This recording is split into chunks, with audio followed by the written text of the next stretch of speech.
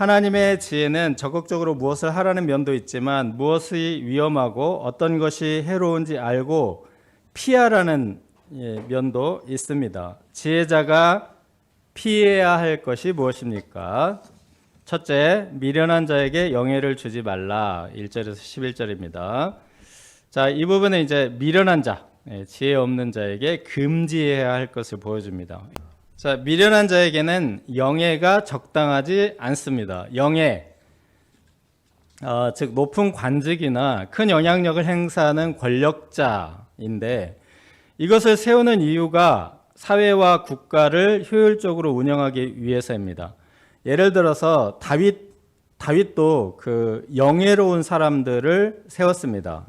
백성들을 정의와 공의로 통치를 하기 위해서 군사령관, 사관, 제사장, 서기관 대신 이렇게 영예로운 사람들 세우는 겁니다. 네. 무슨 국가적 결정을 내릴 때마다 생업에 바쁜 백성들 전부 참여할 수가 없잖아요. 그래서 인재를 등용해서 이 사람이 모두에게 유익한 결정을 내릴 수 있도록 권력을 몰아서 주는 겁니다. 몇 사람에게. 근데 똑똑하고 유능하기는 하지만 하나님을 경외하지 않는 미련한 자는 어떤 결정을 내린다는 것입니까? 네, 2절을 보시면 까닭없는 저주를 아무데나 퍼붓습니다. 참새가 떠돌고 제비가 알 수 없는 곳으로 날아가는 것 같이 목적도 방향도 없습니다. 여름에 눈이 온다. 여름에 눈이 오면 에어컨 장사가 망하겠잖아요. 겨울에 눈이 안 오니까 스키장이 다 망했지 않습니까? 네, 그런 것처럼. 자, 요즘 산불 때문에 피해가 큰데 비가 한번 쫙 와주면 도움이 될 텐데요. 네, 이 미련한 자의 결정이란 그러니까 추수 때 비 오는 것 같아서 추수를 망치는 이런 결정을 한다는 겁니다.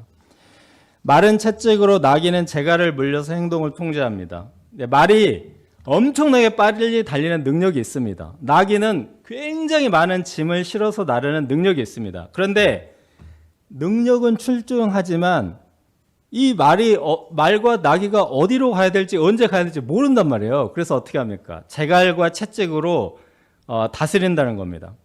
그래서 능력이 출중하더라도 그 미련한 사람은 영예보다는 채찍, 재갈 등 막대기가 필요하다는 겁니다. 네, 미련한 자는 인간 같지 않고 말과 나귀와 같아서 대화와 의논의 상대가 아니기 때문에 꼬박꼬박 대답해 줄 필요가 없고 말하자면 개가 짖나 보다 하고 한 귀로 듣고 한 귀로 흘려버려야 할 필요가 있습니다. 그런데 반대로 그냥 말하라고 그냥 계속 놔두면 자기가 하는 말이 틀린 말이 아니라고 생각하고 스스로 지혜롭게 여길 만큼 어리석기 때문에 해로운 말들에 대해서는 반드시 이제 반박을 해줘야 한다는 겁니다. 자, 이런 말이 있습니다. 세상에 가장 위험한 사람은 책을 아예 안 읽는 사람이 아니라 책을 한 권만 읽는 사람이다. 지혜로운 것처럼 이런 말을 막 하고 다닌다는 겁니다. 어떤 사람이 이 말을 이런 식으로 활용을 하는 것을 봤습니다. 성경 한 권만 읽는 것도 비슷하다. 완전 왜곡이죠. 이 말을 이렇게 인터넷에 올려놓으면 사람들은 이게 맞는 줄 알고 막 좋아요 막 누르고 추천수 엄청 올라가거든요. 그래서 제가 이거 대답을 해줘야 되겠구나 그런 생각이 들었습니다. 여러분 성경이 한 권입니까? 몇 권이죠? 66권이에요. 한 권이 아닙니다. 66권의 책을 묶어놨기 때문에 한 권처럼 보이는 겁니다. 한 권이 아니에요. 성경의 문학 장르는 몇 가지나 되는지 아세요? 14가지. 최소한 14가지입니다. 역사, 시, 지혜, 예언, 묵시, 전기, 편지, 자서전, 우화, 에세이, 평론, 연대기, 족보. 14가지 이상이에요. 최소한으로 14가지입니다. 그래서 제가 이 점을 말하기 위해서 홍보 포스터를 만들었습니다. 그래서 우리가 성경 일독을 한다는 것은 40명의 저자의 책을 읽는 것이고 1500년간 아주 굉장히 그 폭넓은 책을 읽는 것이고 66권 이상 14가지 이상의 문학 장르를 읽는 거죠. 이 정도면은 교양인이요 지성인 아닌가요? 그죠? 하나님을 경외하는 지혜자로서 손색 없습니다. 누군가 기독교인들이 책 한 권만 읽었다 하면은 그렇게 말하면 이렇게 대답을 해주세요. 굉장히 그 어리석은 말, 요건 대답을 할 필요가 있습니다. 네, 미련한 자에게 높은 지위나 영예를 주지 말라고 했지 않습니까? 근데 그보다 낮은 것도 주지 말라. 점점 이제 낮게 내려오는 겁니다. 왕의 명령이나 정책 등 기별을 전달하는 자로서도 엉뚱하게 전해서 문제가 생길 수 있다. 네. 그 미련한 자의 입에 잠언 하면 이 사람이 이제 교사나 교수, 뭐 옛날로 말하면 랍비겠죠. 이런 스승의 지위를 줘도 안 된다는 겁니다. 돌을 물매에 매는 것, 이것은 소년 목동 다윗이 골리앗을 쓰러뜨린 비장의 무기, 예, 물매입니다. 위험한 무기입니다. 그런데 이 물매라는 것이 360도를 빙글빙글 돌리잖아요. 그래서 잘못 돌리면 누가 맞습니까? 우리 편이 맞아, 우리 편이. 아니면 자기가 맞아요. 네. 그래서 이건 아무나 줘도 안 된다는 거죠. 그만큼 미련한 사람에게 어떤 힘을 부여하면 안 된다. 이런 겁니다. 술 취한 자가 손에 가시나무를 들고 있는 것, 이것도 불안하죠. 근데 이 가시는 우리나라 가시가 아니에요. 요만한 가시가 아니라 예수님 면류관 쓸 때 이 대목 같은 그런 가시를 말합니다. 이거 휘두르면 아주 굉장히 큰일 나죠. 자, 그리고 장인이 그 미련한 자를 고용하지 말라. 이렇게 나와 있죠. 네, 이게 이제 뭐냐면 장인이 뭐 이렇게 만드는 사람, 뭐 여러 가지 재주가 있는 사람인데 조수로도 고용하지 말라 그런 말입니다. 뭐죠? 알바로도 쓰지 말라는 말이에요. 자, 우리가 교회 공사를 맡기면은 두 분이 오시는데 한 분은 장인이고 한 분은 뭡니까? 조수는 조수. 그 일본 말로 데모도라고도 하고 시다라고도 하는데 허드렌이라는 아르바이트 같은 분인데요. 미련한 사람은 그렇게 써도 안 된다는 겁니다. 예, 성경에서 개가 나오면 전부 부정적인 비유입니다. 요즘 우리가 보는 개는 애완견이잖아요. 그래서 되게 예쁘고 그런데 옛날에는 애완견이라는 개념이 없습니다. 도둑으로부터 집을 지키는 개, 군사들이 군용으로 끌고 다니는 개, 양떼나 소떼를 맹수로부터 지키는 개입니다. 그러니까 무슨 개겠어요? 전부 맹견입니다. 그런데 성경에서 비유하는 개들은 그 맹견들이 집을 나가서 돌아다니는 들개를 말합니다. 들개. 얼마나 무서운 개입니까? 그래서 이 개들은 난폭하고 해로워서 맹수나 다름없습니다. 이런 개들이 상한 음식, 버린 음식을 먹다가 토하기를 잘했는데 배가 고프니까 그 토한 것을 다시 먹었던 겁니다. 먹으면 또 토하겠죠. 어리석은 사람, 추악한 일을 반복한다는 것입니다. 반복되는 미련함에 대한 속담이 있습니다. 저는 이제 이 속담을 정말 조심스럽게 하는 말입니다. 요거 진짜 조심스럽게 하는 말이니까 조심스럽게 들으세요. 사람 고쳐 쓰는 거 아니다. 이런 말이 있습니다. 정말 조심스럽게 하는 말입니다. 머리 검은 짐승은 거두지 말아야 한다. 굉장히 무서운 말인데요. 이건 정말 제가 꺼내기조차 조심스럽습니다. 그런데 미련한 자에게 적용할 수 있는 말입니다.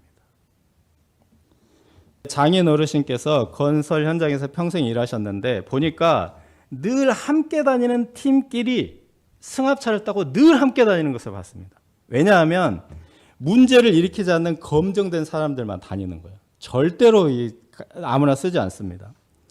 건물 리모델링을 하려고 요즘 이제 벽을 뜯거나 바닥 뜯다 하다 보면 그 속에서 각종 쓰레기와 오물을 나오는 경우가 굉장히 많습니다. 새 아파트 건물들도 마찬가지인데요. 인부들이 일하다가 생긴 쓰레기나 심지어는 오물을 벽이나 이런 데 놓고 그냥 닫아버립니다. 미련한 사람은 걔가 그 토한 것을 다시 먹고 또 토하기를 반복하기 때문에 알바로도 쓰지 말라는 겁니다. 요즘 기업에서 사람을 아주 신중하게 거릅니다. 블라인드 테스트하고 압박 면접하고 이게 다 좋은 건 아니지만 검증된 사람을 고용하고자 하는 겁니다. 요즘은 중고 신입을 고용한다고 합니다. 중고 신입. 분명히 경력을 쌓았는데 신입사원 대우로 뽑는다는 겁니다. 이게 좋은 건 아니지만 그런데도 이제 왜 이렇게 하느냐면 아무나 뽑을 수 없기 때문에 그렇다는 거예요. 고충도 있습니다. 안 좋은 점도 있지만 하나님도 사람을 쉽게 쓰거나 부르시지 않습니다. 아브라함과 모세와 다윗 등 하나님께서 영예를 주신 사람들이 받은 시련, 훈련, 우리가 정말 말도 못하게 까다롭습니다. 왜냐하면 미련함을 벗어버리고 지혜를 갖추지 않으면 사람들에게도 해롭고 하나님께도 영광을 돌리지 못할 뿐만 아니라 자기 자신도 버림받고 심판받기 때문입니다. 우리가 사회에서 인정받기 위해서 입시시험, 자격시험을 열심히 공부합니다. 마찬가지로 하나님께서 주시는 영예에 적당한 사람이 되기 위해서 신앙의 시험, 양심의 시험을 잘 감당할 수 있기를 기도합니다. 둘째, 사리에 맞게 대답하는 사람 7, 12절에서 28절입니다. 스스로 지혜롭게 여기는 자는 무익하고 공허하기가 이를 데 없다는 겁니다. 길에 사자가 있다, 거리에 사자가 있다 라고 무시무시한 공포를 부추깁니다. 그런데 사자는 정글에 살지 역사상 사람이 사는 곳에서 발견된 바가 없습니다. 문짝이 돌적이를 따라 도는 것처럼 왔다 갔다 바쁜데 누구에게 이익이 되는 열매를 맺지 못합니다.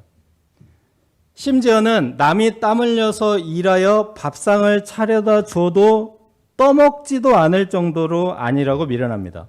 이 말씀은 솔로몬 잠언에도 사자가 있다, 이 말이 나왔는데 히스기야 잠언에서는 그 말과 함께 추가해서 이제 강조하는 부분이 있습니다. 어느 부분이냐면 그 손을 그릇에 놓고도 입에 올리기를 괴로워하느니라. 이제 이 말을 하려고 하는 겁니다. 반찬이 마음에 안 드는 것인지 입맛이 없는 것인지 팀상을 뒹굴뒹굴 하다가 차려주는 것도 안 먹으면 어떻게 하겠다는 겁니까? 물론 이것은 진짜 밥상 이야기가 아니고 신앙적 안일에 대한 경고와 책망입니다. 우리에게는 차려진 밥상이 있습니다. 오늘 이 예배의 모든 과정이 잘 차려진 영혼의 밥상 중 하나입니다. 싱얼롱, 목도, 준비찬송, 송영, 사도신경, 대표기도, 특송, 성경말씀, 헌금, 축도. 이 순서는요, 인류 역사가 시작된 이후에 인간이 하나님을 만나고 영혼의 안식을 얻고 영적 양식을 얻는 가장 검증된 예전입니다. 식사로 치면 왕의 밥상과 같습니다. 여기 앉아서 숟가락을 들고 골고루 이것 먹고 저것 먹고 씻고 뜯고 소화하고 이러면은 영혼 건강에 아무 문제가 없습니다. 가끔 이제 봄 수양회, 여름 수양회, 신년수양회 가서 특식 먹고 외식하면 이제 더 좋죠. 네. 그리고 삶의 현장으로 달려나가서 그 배운 것을 실천하면 이제 열매를 맺고 생산을 한다는 겁니다. 아무 문제가 없다. 근데 여기서 숟가락을 뜨지 않고 이제 편식하다가 공허한 마음을 어디 이단 사입이 비슷한 데 가서 불량식품을 막 잔뜩 맞습니다. 불량식품 먹으면 당연히 탈이 나고 먹은 거 다 토합니다. 그리고 어떻게 하겠습니까? 토한 거 또 먹습니다. 제가 지난번에 1992년 10월 28일 종말론 얘기 기억하시죠? 좀 길게 했습니다, 일부러. 똑같은 얘기인데 그때 그 난리를 일으켰던 사람들이 지금 어디 있는 줄 아세요? 다른 이단 사이비 단체에 들어가서 또 토한 것을 또 먹고 사람들을 또 미혹하여서 먹이고 있습니다. 그야말로 돌적이를 따라서 왔다 갔다 뭐 열심히 하는데 이게 열매가 없는 겁니다. 그런데 이렇게 그 엄청난 무리를 일으키고도 반성은커녕 스스로 지혜롭게 여긴다는 것이 더 큰 문제입니다. 얼마나 자기 확신에 넘쳐서 주장하고 가르치는지 모릅니다. 그래서 이제 12절을 보시면 스스로 지혜롭게 여기는 자보다 미련한 자에게 오히려 희망이 있다고 말합니다. 16절을 보시면 사리에 맞게 대답하는 사람 7보다 자기를 지혜롭게 여기기 때문에 정말 희망이 없습니다. 그래서 성경은 이렇게 조언하죠. 디도서 3장 10절에 이단에 속한 사람을 한두 번 훈계한 후에 멀리하라. 어떻게 하라고요? 멀리하라. 어떻게? 멀리하라. 대화나 논쟁도 하지 말고 그야말로 머리 검은 짐승이라고 생각하고 먹은 것을 토하고 또 먹는 미친 들깨라고 분별을 해야 합니다. 이 사람은 사리에 맞게 대답하는 사람 7보다 자기를 지혜롭게 여기는 자인데요. 내 말을 듣겠습니까? 안 듣는다는 희망이 없습니다. 스스로 지혜롭게 여기는 사람이 게으르다고 했는데 이 사람이 열심을 내고 부지런할 때가 또 있습니다.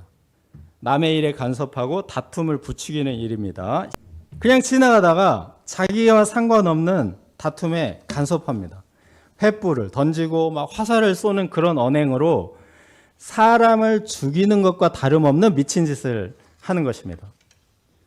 요즘에 김수현이라는 연예인과 관련해서 여러 가지 다툼이 벌어지고 있는데 정말 아무 상관없는 사람들이 달려들어서 물고 뜯고 횃불을 던지고 화살을 쏘고 도대체 무슨 상관인지 모르겠습니다. 뭐 그 관련자들끼리 관계면 법정을 가든지 뭐 결론이 날 거잖아요. 근데 이런 추측, 뭐 저런 소문 막 더해가지고 뭐 이거 말도 아닙니다. 이런 식으로 이제 마녀 사냥을 해서 그 많은 사람들이 자살, 요거는 사회적 타살이라고도 하는데 이런 일이 반복됩니다. 그런데 이런 일이 국가, 사회 단위뿐만 아니라 동네에서도 일어나고 학교에서도 일어나고 심지어는 교회에서도 일어납니다. 이처럼 다툼을 좋아하는 자들은 문제가 해결되려고 하면 또 장작을 더하고 또 숯을 더해서 그 시비를 더 일으키고, 또 남의 말하기를 좋아하는 자는 남의 얘기에다가 각종 MSG 조미료를 막 쏟아 부어서 뱃속 깊은 데까지 내려가는 별식을 만들어서 공급합니다. 그런데 이렇게 다툼을 좋아하는 말쟁이, 갈등을 시비를 일으키는 남의 말 별식 요리사들은 절대 무사하지 못합니다. 17절을 보시면 이런 일은 개의 귀를 잡는 자와 같이 아주 위험한 행동이라는 겁니다. 이 개가 버린 음식, 상한 고기를 먹고 들깨니까 온갖 해충 바이러스로 오염된 개인데 요거 귀를 잡으면 어떻게 되겠습니까? 물리고 뜯기겠죠. 그럼 어떻게 되겠습니까? 최소 광견병, 그리고 들깨밥이 될 수도 있습니다. 18절을 보시면 사람을 죽이는 미친 사람이라고 성경에 규정하고 있기 때문에 하나님의 공의로운 심판의 표적이 된다 경고하고 있습니다.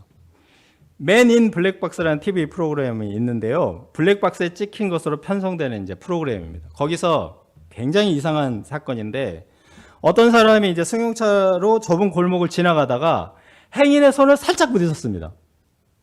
살짝 부딪혀가지고 이 사람이 이제 자기가 부딪힌도 모르고 그냥 지나간 거예요. 근데 그 행인이 신고를 했습니다. 접촉사고가 났다? 뺑소니다. 그럼 어떻게 되죠? 이 사건이 커지는 겁니다. 뺑소니면 엄청나게 커져요. 살짝 부딪혀도 커진다는 겁니다. 이렇게 일어났는지 말았는지도 모를 작은 사고도 그 대가를 톡톡히 치릅니다.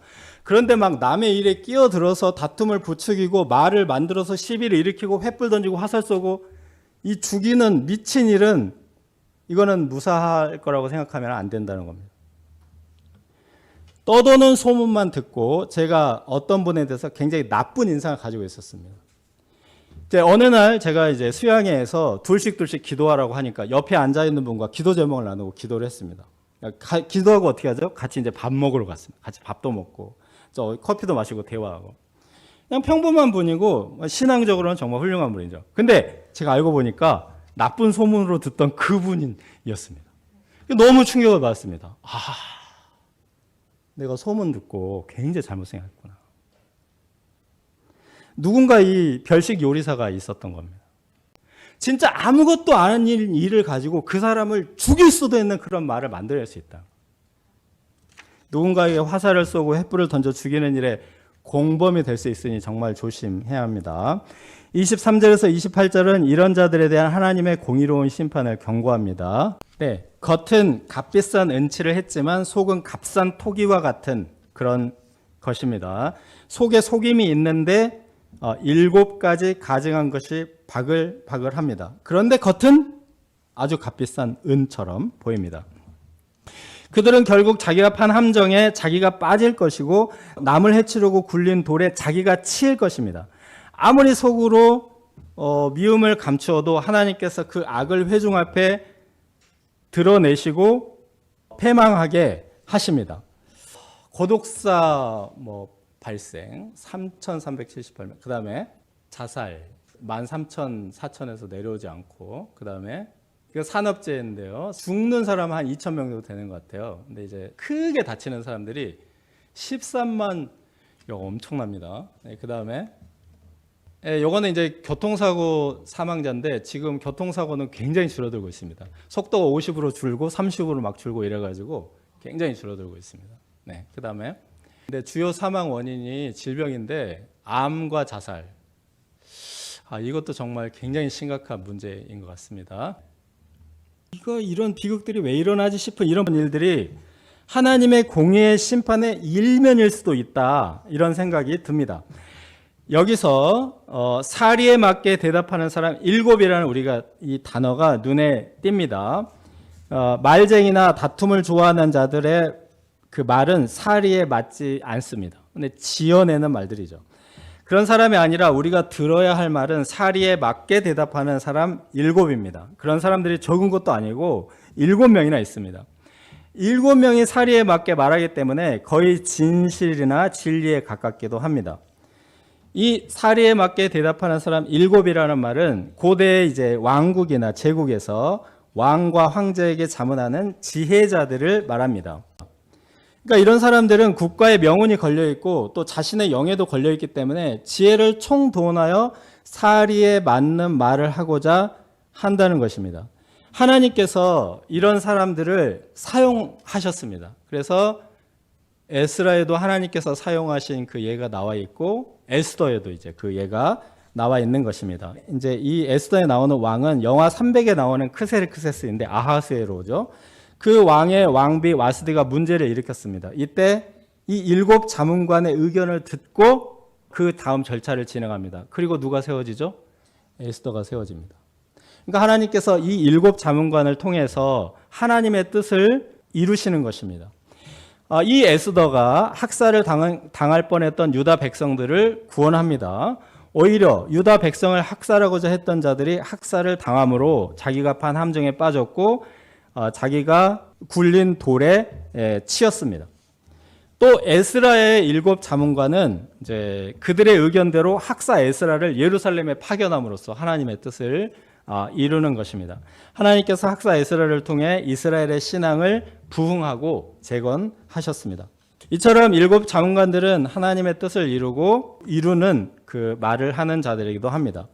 우리에도 사리에 맞게 대답하는 사람 7이 주변에 있습니다. 그들의 말을 듣고 실천하면 하나님의 뜻을 이루게 됩니다.